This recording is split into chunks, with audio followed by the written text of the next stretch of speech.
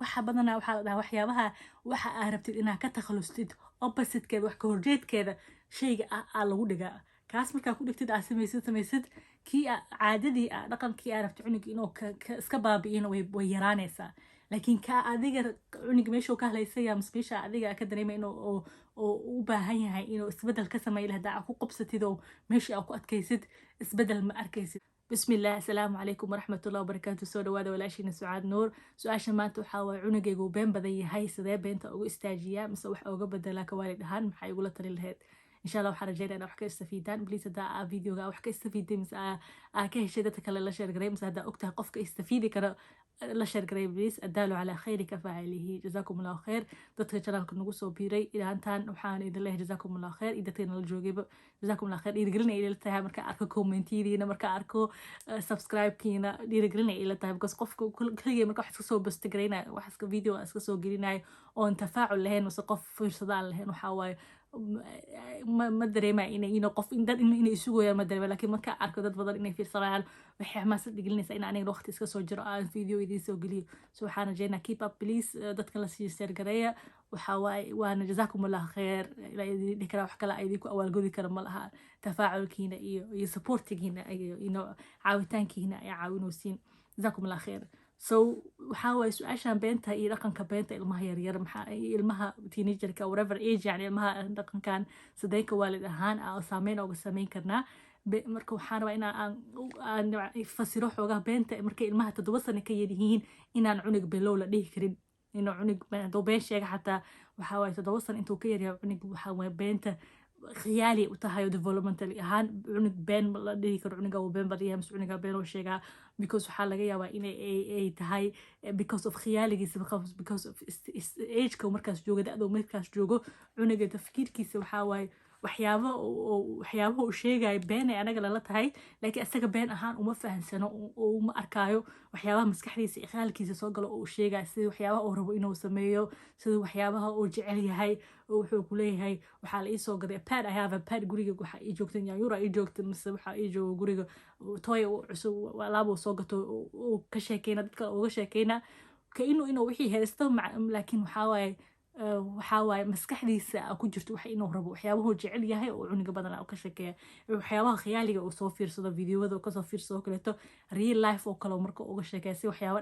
wax dhaceen oo kaleeto uga sheekeeya so developmental maadaama da'diisa iyo maskaxdiisa iyo kubcintiisa meeshaas maroosid cunigaas been lama dhaho laakiin cunigii 7 sano ka weynaaday oo dhaqanka beentana sii wado oo kusii socdo oo ku badan tahay beenta maxaa ka waalid ahaan laga sameyn karaa because beenta waa inaan ogaanaa waxaa waaye qaacida waxaa jira psychology la dhaho qofku ma baran karo wax asoona ogaanin oppositekeeda waxay tahay in reality cunuga runta maba ka saayo waxay run tahay asoona weligiisa been sheegin markuu been sheego wuxuu fahmaa runta waxay tahay oo kala saari kala run iyo been markuu qofka oo beentana u sheego laakiin qofka weligiisa dowr run la sheegay wax been run waxay tahay completely ma fahansano unless the opposite thing marka uu sameeyo oo runta more u fahmaa so it's okay waaye wax natural waaye in cunugas oo developmentaliga human ahaan ka mid tahay laakiin of course ma rabna inaan dhaqankaas cunuga uu kusii weynaado ka waalidaha marka daa cuniga waxaa rabnaa marka asbaabta keeni karta in cuniga beenta sheego inaan sheegno asbaabta ilmaha 7 sano iyo ka weyn maxaa keeni karo badanaa cunug waxaa waaye protection ah waa cunug inuu isku ilaalinayo inuu qalad sameeyey oo qaladkii in lagu qabto diidayo because in garaacitaanka baqaayo mise in ka baqaayo in lagu qayliyo mise in la ihaaneeyo because sometimes daa la garaacay laakiin hataa cunugii oo shaymi lagu sameeyo shaymi waxaa nahay cunug ina ihaanay sida oo dhahdid dabaaliyo beelooyo waxyaabo oo isaga dhibsanaa oo dareenkiisa wax saameyn uga gaarsiinaysa inuu marka oona jecleen mowqifkaas inuu galo oo marka been sheegaya si uu iskaga avoid gareeyo mise iskaga ilaaliyo mowqifkaas buu una gelin taasaa laga yaaba inaa beenkeeda waxaa kaloo laga yaaba ilmaha markay stress ku furan waxaa lagu arkaa inay been sheegaan waxaa laga yaabaa ilmaha cunug inuu attention rabo cunug markuu attention rabo oo attention waxaa laga inuu rabo waalidkiisa inuu waqti la qaato oo qof aan waqti siinoonin waxaa loo cunug inuu been sheego oo si attention u helo waxaa laga yaabaa inuu cunuga environmentgiisa meeshuu ku nooya isbedel ka dhacay si iskuulka oo kaleeto isbedel stress ah keeni karo guriga iyo iskuulka in waxyaaba ka socdaana laga yaaba isbedel dhacay isbedelkaasoo marka ku saameynaya in cunuga beentiisa badato mise been keeno waxaa laga yaabaa stressful situation in cunuga imtixaan kusoo socdo in cunugii waxyaabo wax ka walwalaayo oo beynta u sheegayo oo avoid garaynayo mise relationship isdhexgalka dadka iskuulka oo kaleeto inuu dad relationship difficulty qabo oo beyntu sheegayo to avoid anyways waxay iskugu imaanaysaa inuu cunugii wax ka iska ilaalinayo si oon hadhow consequences loo siinin mise wax iskaga ilaalinayo si oon u dareemin naftiisa xumitaan so inuu u dareemo to feel good yani qofku wuxuu rabaa inuu cuniga sida qofku weyn oo kaleeto wuxuu rabaa inuu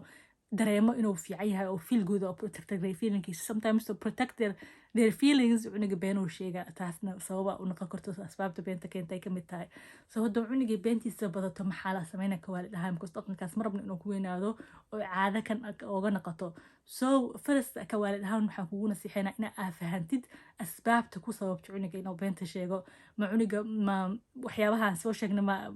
ma kusoo zaa'iday noloshiisa saameyn ka sameynoosid baar marka waxyaabaha waxyaabaha beenta ku kalefo badanaa cuniga ama marka beenta ma garaacitaan maa guriga ka jiro mase kaa baqaa been markaa ku qabatid ka waalid ahaan maxaa sameysaa waxyaabaha aa sameysa hadda kahor been markaa ku qabatay mise marka walaalihiisa ilmaha kaleeto been lagu qabto what consequences they face or what treatments ay kaa helayaan maxaa waaye dhaqankay kaa helayaan maxaa waaye markay qof been sheego ma la shame garayaa ma lagu soo celceliyaa ma la ciqaabaa waxyaabahaasoo kale marka inaad dib u fiirsad waay ta kaleeto waxaa waaye inaa ogaatid cunigan beentuu sheegoyo markuu I think waxaa fiican qof walba inuu guriga lahaado rules ah qofka markuu run sheego inaan la ciqaabeynin oon la ciqaabeynin so ilmahaas ay u bartaan in beenta ay in wax ku kalifaya beenta ayna jirin oo consequence ay inay taas aa dhahdid waana ku dhaqantidaa fiican maahan hadaa dhahdid laakiin haddana marka wax kuu sheego aa ciqaabtid cunugii dan waxaa avoidance wuu kaa uu iska ilaadha uu fahma ilan inuu haddii runta kuu sheego oo la ciqaabayo uu fahma so wuxuu noqonaa inuu withhold inuu wax kaa ceshto information kaa haysto oon kuu sheegin mise been kuugu bedelo si oon mowqifkaas mar kale uun u gelin so beenta intaas waaye beentana marka maxaa waaye beenta maradiga beenta soo lalaabato cunug kusoo lalaabato waxaa waaye markaa fahantid asbaabta keeni karto asbaabta ku sababtay cuniga markaa fahantid oo aad daraasaytid oo aa ka warqabtid patternka xoogaha aa u fiirisid maxaa marka sameynaya ka waalidaan maxaa keeni kara maxaa sameynaya horta waxyaabaha keeni karo ugu muhiimsan waxaa ka mid ah before I forget waxaa waa in cuniga qof been guriga sheegaya ka jiro laakiin aabihii been loo yahay badanaa like oo beenta u badan yahay mise hooyada been u badan tahay or qof waalid ah mise qof weyn adult ah noloshiisa ku jiro cunigaas qof weyn cuniga noloshiisa ku jirto inuu been isticmaalo because waa la iska dhexlaa waxa ilmaha habidka ay dhaqanka waalidiintooda ay ka dhexlaan waalidiintooda ay ka bartaan so waxyaabihii waxaa laga yaaba inuu cuniga radi ficliga waxyaabaha soo bartay oy tahay oo beenta dadka noloshiisa ku dhex jiro ay u sabab yihiin so waxaa muhiima marka in dadka waalidiinta ah mise dadka cuniga noloshiisa ku jiraan inay iyaga iska ilaaliyaan beenta inay iyaga naftirkooda hadday caadadaas dhaqankaas xun beenta ay qabaan ay isdhahaan cunug u admid garayaan waxyaabaha aan sameynayo qalad waaye naftirkay been waa ku dhacaa biniaadanka dhan been wuu sameeyaa laakiin waxaa rabaa in iska jaro dhaqankaan adigana waxaa waaye in ay caawisadaan rabaa inuu cunugii aad dareensisid ina adiga accept u sheegtid inaa waxaa sameynaysid qalad tahay oo isagana kula socdo si oo u dareemo oo okay waalidkeyga waxa uu iska jaro anigana waa iska jaraa oo dhiirigelin u noqoto saasaa fiican marka beenta qofka in cunuga laga ilaaliyo dadka intii tabar ah qofku isku dayo inuu runta ku dhaqmo in cunuga loo cizeeyo waxyaabaha runta inay wax fiican tahay in runta ay dhaqan fiican tahay looga sheekeeyo runta in rasuulka looga sheegay saadiqul amiin la cizeeyo valuega runta ah so marka cuniga markaa cizeyne markuu run sheego marka waxaa waaye waa weyneynaya waa bubuurinaysaa waxaa leedahay maasha run loo waa tahay runtaa kugu jeclaaday xataa haddaa cunigaagi beenlow yahay aan ka hadlayna anaga cunug beenlow ah sida loola dhaqmo hadduu beenlow yahay ma rabtid inaad dhahda beenlow waa tahay waxaa rabtaa opposite inaad samayso aad dhahda run loo waa tahay si run loo waa tahay marka 40 times whatever times kusoo celcelinaysid maskaxdiisa way registraynaysaa wuxuu iska dhadhexsiinaya inuu run yahay laakiin haddii adiga marka uu beenlow yahay aad mise been ah ku qabatid cunugaa dhahdeed beenlow waa tahay bes most likely cunugaas beenta wuu kusii soconaa because adigiyaa dhahdaba beenlow waa tahay waa labelgaraysay waxaa ku tilmaantay dhaqankaas xun balaas wuxuu waa ilmaha badanaa waxay jecel yihiin in waalidiintooda ay qanciyaan waalidiintooda ay impress gareeyaan marka haddaa laakiin cunugii aad dicfigiisa ku qabatay aad dhahday oo waa ku sabeelow waa tahay inan cunugii wuxuu dareemaa maxaa wuxuu ka try garaynaya ma laha because already below ahay already the sidekii dhankayga xun waa la ogyahay already ضعفigayga waa la fahansan yahay waxaan qof aan isku try garaynaya aan iska aan iska rabo inaan acceptance ka hela ma jirto because below waa laigu tilmaamay already below ahay oo isdhahayaan so taasna niyaday kasii dilaysaa ma fiicno marka cunuga in la dhaho below waa tahay doo yaryahay doo weyn yahay mar walba doo been sheego oh حتى دكتور below ahay no below ma tid you're just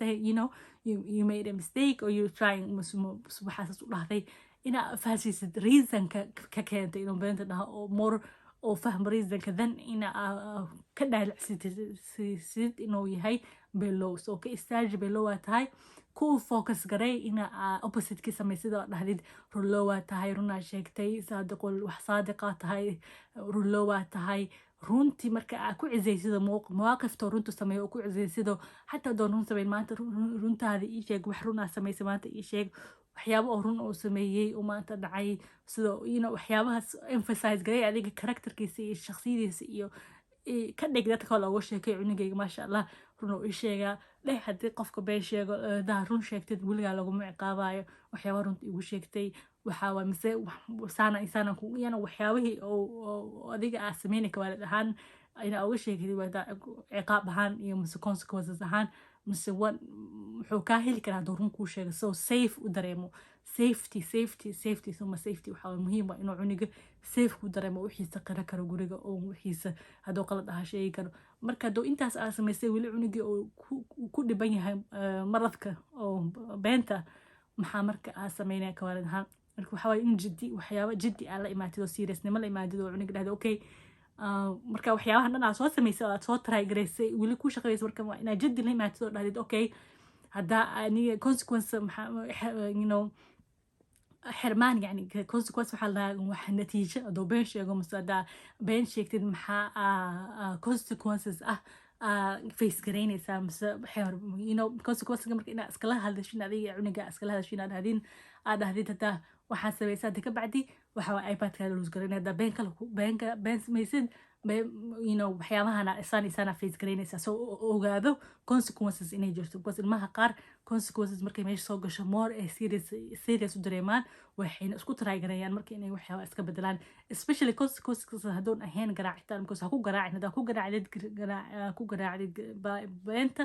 wuxuu dareemaa revenge oo kale xaqda ohana qalbigiis kale wuxuu isleeyahay okay adigana waa ka sidee markaa wuxuu isku dayaa inuu more smart uga noqdo beentii more expert uga noqdo oo waxyaabo beentii zaa'ida sii sheegaysa oo kaaga baxsado oon beenta aad ku qabanin so ha ku garaacin beenta sabar la lahaaw u dulqaado try ina adiga storygaas iyo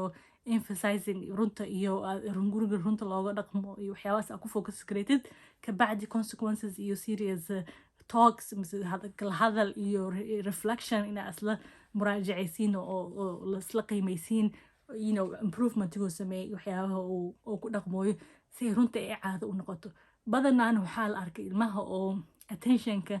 attention difficulty qabaan sida ilmaha ADHD-ga ah sida ilmaha oo organizationka dhib ku ah inay nidaamka iyo